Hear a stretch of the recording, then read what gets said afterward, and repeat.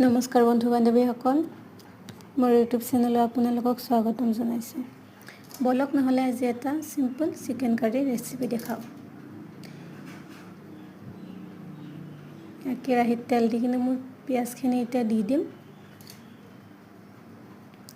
তাৰপিছত অলপমান লাৰি পিনে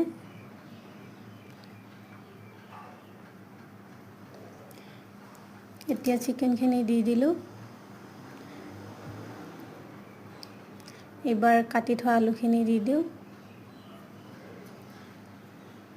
তাৰপিছত ঢাকনিটো দি দিলোঁ বাৰু।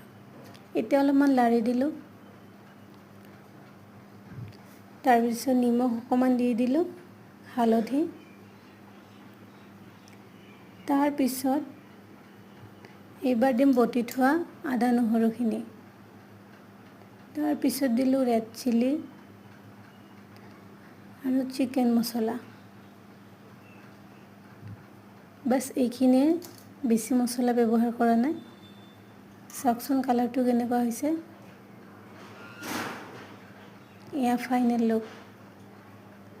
বলক নহ'লে এতিয়া খাওঁ।